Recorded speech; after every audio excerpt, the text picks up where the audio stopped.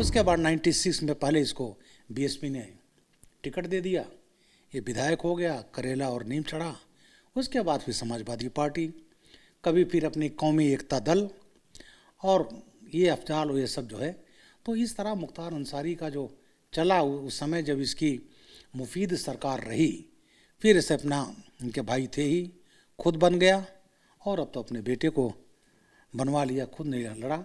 सिगतुल्ला इसके भाई हैं, बड़े भाई, सिगतुल्ला को भी विधायक बनवाया था इसने। अब सिगतुल्ला का बेटा है वो मोहम्मदाबाद से विधायक है, और बाकी इस समय इसका बेटा अब्बास, तो आप जानते ही हो, उसकी पत्नी, ये सब लोग इस गैंग की एक्टिविटीज़ में। और ये हैं, वो 90 का दौर था जब मुख्तार अंसारी ने छात्र राजनीति के रास्ते सियासी सफर में कदम रखा था, लेकिन ये सफर उतना भी आसान नहीं था जितनी की उसे उम्मीद थी। उस बात को बखूबी जानता था कि सियासत में कामयाबी के लिए वर्चस्व की जंग जीतना बेहद जरूरी है, और इस जंग में उसका सामना हुआ पूर्वांचल के माफिया सरगना साहिब सिंह गिरोह के ब्रजेश सिंह से।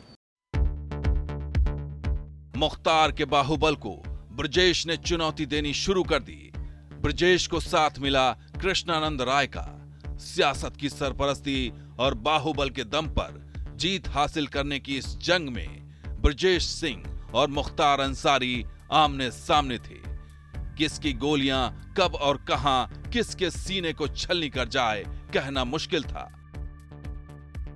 वक्त बीतता गया और उसी गुजरते वक्त में मुख्तार ने पहली बार विधानसभा चुनाव में किस्मत आजमाया। वो साल था 1996।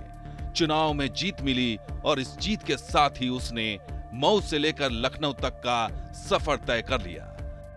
बदन पर खादी थी, लिहाजा खाकी भी सजदे की शक्ल में सामने आ गई। लेकिन ब्रजेश सिंह ने कभी मुख्तार के सामने सिर नहीं झुकाया। खाकी बेशक मुख्तार की मुखालफत नहीं कर पा रही थी, लेकिन ब्रजेश सिंह ने मुख्तार को मौत देने की ठान ली थी और इसी इरादे से मुख्तार पर हमला भी किया। लेकिन मुख्तार ने उस हमले में मौत को भी मात दे दी। हालांकि उसके 3 साथी इस हमले में मारे गए। यही वो वक्त था जब मुख्तार अंसारी को अपनी जमीन खिसकती नजर आई। आवाम ने बेशक मऊ से मुख्तार को अपना रहनुमा बनाया, लेकिन मोहम्मदाबाद से मुख्तार के भाई अफजाल अंसारी को नकार दिया। यहां से कृष्णानंद राय विधायक बने।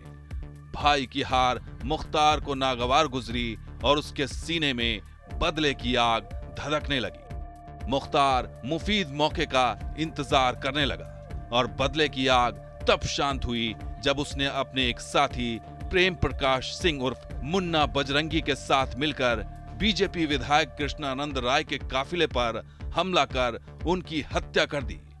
और जैसे ही पुलिस की दबिश पड़ी, वो फरार हो गया। उसी दरमियान 2002 का विधानसभा चुनाव हुआ, जिसमें कृष्णानंद राय ने मोहम्मदाबाद से मुख्तार अंसारी के भाई को चुनाव हरा दिया। ये बात मुख्तार को पची नहीं। क्योंकि उनको लगता था कि ये सीट तो हमारी है और इस पर कोई जीत नहीं सकता है। कृष्णानंद राय ने न सिर्फ उनको चुनाव हराया, बल्कि कृष्णानंद राय पूरी ठसक के साथ उस विधानसभा क्षेत्र में अपनी मौजूदगी बनाए हुए थे। एक घटना होती है चुनाव के कुछ दिनों बाद, करीब साल सवा साल बाद होती है। लखनऊ से जाते समय कैंट पे एक मुठभेड़ होती है दोनों के बीच में और गोलियां चलती हैं। इस घटना के 4 साल बाद फिर मुख्तार के लोग कृष्णानंद राय को घेर कर, उनके 7 साथी जिसमें 2 उनके गनर भी थे और कृष्णानंद राय गाड़ी पे बैठे थे, और उनको घेर कर AK-47 और दूसरे स्वचालित हथियारों से सैकड़ों राउंड फायर करके उनको मार देते हैं।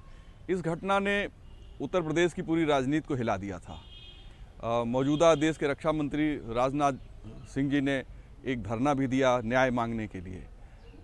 लाल कृष्ण आडवाणी पहुंचे थे श्रद्धांजलि देने के लिए, और एक पूरा प्रदेश का माहौल एकदम से बदल गया था। लेकिन खादी और खाकी के बीच लुका छिपी का खेल ज्यादा वक्त तक नहीं चल सका और वो ओडिशा से गिरफ्तार कर लिया गया। लेकिन गिरफ्तारी के बाद उसने खुद को बेकसूर बताया। हमें मिटाने की कोशिश किए। अगर चंद लोग हमें बर्बाद करना और मिटाना चाहते हैं तो लाखों और करोड़ों लोग हमारे लिए दुआ भी करते हैं, और उन्हीं गरीबों की दुआओं की बदौलत आज तक मेरा कोई बाल बाका भी नहीं कर पाया। बेशक मुख्तार के लिए मुश्किल का वक्त था, लेकिन उस मुश्किल वक्त में भी उसने सियासी सफर जारी रखा। सलाखों में रहते हुए न सिर्फ कौमी एकता दल के नाम से अपनी पार्टी बनाई, बल्कि सियासी समर में जीत का सफर भी जारी रखा। तब तक समाजवादी पार्टी की सरकार आती है और मुख्तार अंसारी पहुंच जाते हैं गाजीपुर। गाजीपुर जेल में वो जमाना जो था इसका कि गाजीपुर जेल में डीएम-एसपी जाते थे बैडमिंटन खेलने इसके साथ, और वहाँ पर एक इसके लिए तालाब खोला गया, मछली तालाब, जहाँ मुख्तार मछली पकड़ते थे। वहाँ इनका दरबार लगता था। जेल के ठीक सामने इसमें 4-5 कमरे बनवा दिए, और वहाँ तो ये था कि परिवार के लोग आते थे, जैसे पिकनिक मना रहे हों, क्रिकेट खेल रहे हों, कुत्ता भी इनका आ जाता था, मैना पाल रखी थी वो भी, और बैरक नंबर 10 उसके एक पार्ट को इसने कन्वर्ट किया, अपने हिसाब से बनवाया। बगल में इसके पूरे गुर्गे, अंगद राय, गोरा राय, जितने ये थे सब वहाँ। किडनैपिंग होती थी दिल्ली में, एनसीआर में, पैसा वसूला जाता था गाजीपुर में। सच तो ये भी है कि इस सियासी गुनहगार के हुक्म की नाफरमानी करने की हिमाकत सरकारी मुलाजिम भी नहीं कर पा रहे थे। लेकिन हाँ, जब गुनाह की गलियों का उसका एक साथी प्रेम प्रकाश सिंह उर्फ मुन्ना बजरंगी बागपत जेल में गोलियों का निशाना बना, तब पहली बार मुख्तार को मौत का डर लगा और अर्जी देकर उसने खुद के लिए पंजाब की एक जेल में अपना महफूज ठिकाना बना लिया।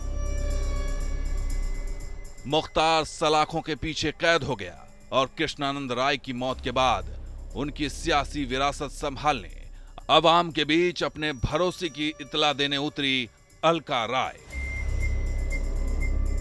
अवाम ने मरहूम कृष्णानंद राय की पत्नी अलका राय पर भरोसा जताया, लेकिन साल 2007 में मुख्तार के बाहुबल ने फिर से असर दिखाया और उसका भाई सिबगतुल्ला अंसारी मोहम्मदाबाद का विधायक बना। बेशक मुख्तार जेल की सलाखों में कैद हो गया था, लेकिन यह उसके बाहुबल का असर ही था कि 2 बार अपने भाई को जीत दिलाने में वो कामयाब रहा। लेकिन साल 2017 के चुनाव में अलका राय ने एक बार फिर मुख्तार के बाहुबल को शिकस्त देकर मोहम्मदाबाद विधानसभा सीट से जीत दर्ज की। जीत और हार के दोनों रंग सामने आते रहे, लेकिन अलका राय के लिए असली जीत अदालत की चौखट पर तय होनी थी।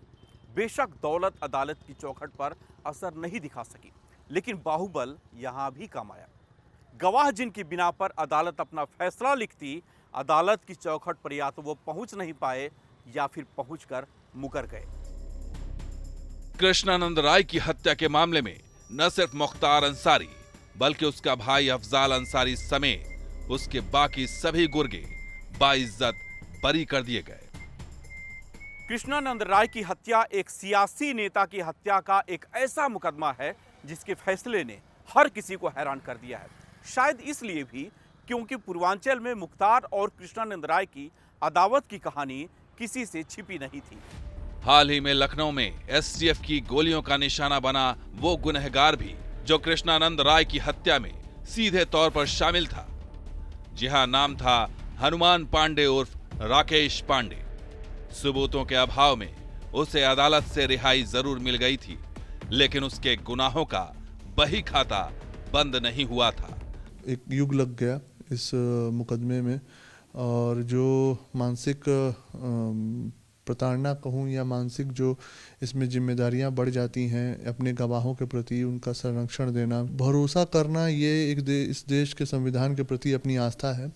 और उस समय के सरकारों पे बिल्कुल भरोसा नहीं थी, क्योंकि जो सरकारें उस समय थी वो जिस हिसाब से माफियाओं को सरपरस्ती मिला करती थी, वो जेल में बैठ के और जिस तरीके से धमकी सारे गवाहों को दिया करते थे, वो पूजनीय महाराज जी की सरकार में बिल्कुल समाप्त हो चुकी है। उनका डर भय बिल्कुल ख़त्म है। उनके सारे राजपाट, उनके जितने गुर्गे घुमा करते थे, वो आज जेल के अंदर या तो इस प्रदेश के बाहर है।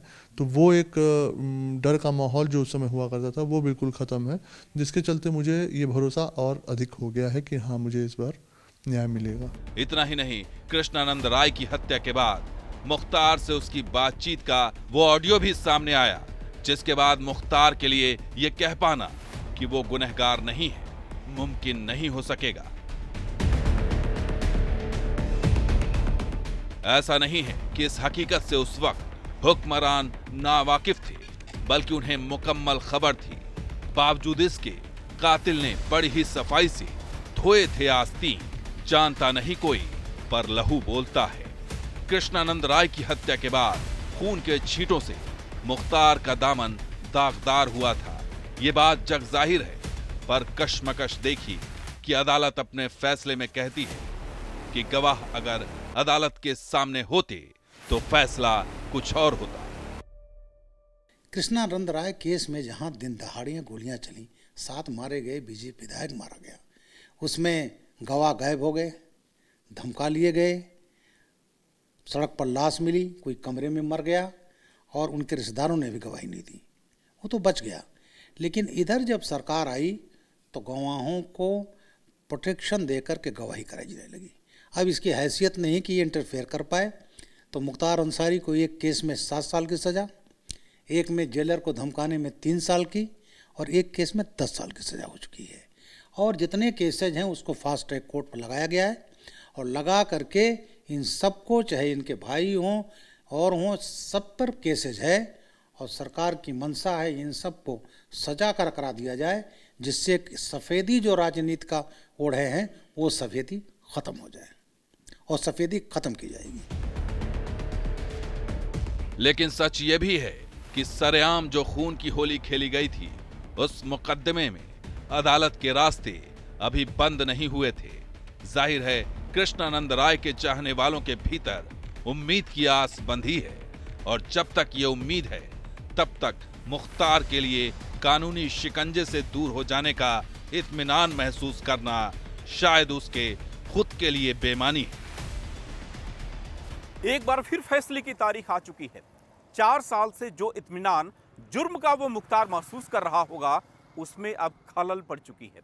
सच तो यह भी है कि जरायम की दुनिया के इस कुख्यात मुख्तार के लिए गुनाहों से पीछा छुड़ाना अब मुश्किल ही नहीं बल्कि नामुमकिन है।